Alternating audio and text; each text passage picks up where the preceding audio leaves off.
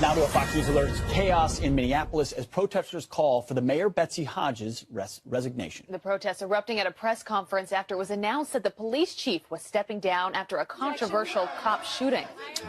Joining us now with his reaction is the host for The Blaze, Lawrence Jones. Lawrence, nice to see you this morning. You saw the press conference there, shouted down. She couldn't really even get a word in edgewise. He put up signs all around her telling her, "We want you to quit, resign, get out." Yeah.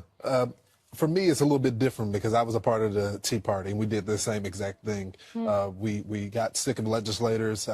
We may disagree with the policy of what these protesters are saying, but I think this is American democracy at work. Is it the most effective, though? I mean, we had Dan Bongino on earlier, and he was actually outraged about the protests. And I totally get what you're saying. I think it's a great point.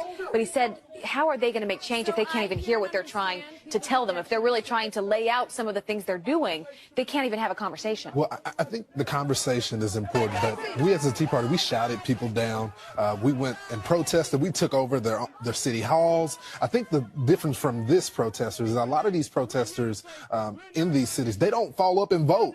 And so if you want change, you got to vote. You got to go to the town halls. You got to talk with your legislators and actually get a plan of action. I would argue you probably didn't take over a podium, though. I mean, there's a difference between protesting and taking over a podium. But I also think this is about the Minneapolis mayor, Betsy Hodges. She's allowed chaos in her streets, blocking of freeways, bottles and rocks being thrown at cops where the police didn't feel supported. It may have been a terrible incident. Exactly. But when you allow lawlessness to occur, you get more lawlessness. Exactly.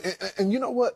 That's one thing that I saw yesterday that I was actually proud of, that it didn't result into people setting the cities on fire, because that's typically what happens in Ferguson, Baltimore, New York. We've seen a lot of these protests escalate to this setting the cities on fire.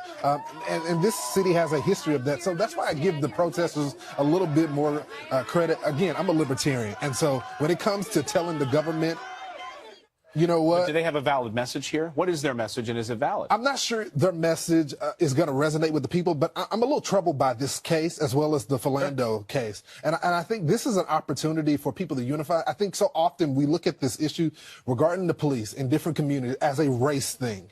I think it's a government intrusion thing, a government not doing the right thing by its people. I think you can support the blue, back the blue, but make sure the blue is backing the law. Lawrence, it's such a good point, though, you make. I mean, you could live in Russia, you could live in China. You won't have that. Exactly. You know, I think you've been on the other side of making other arguments, but it's a good I just point know people wanted to shut us down in the Tea Party. They accused us of being racist and anti-government, and they really tried to silence us. And I like to be balanced when it comes to the left, because I don't want them doing that to me. Sure, fair enough. But you weren't throwing bottles or punching people. No, if you don't enforce the rule of law, then you let more things happen. That's right. So, Lawrence, thanks so much. I appreciate it.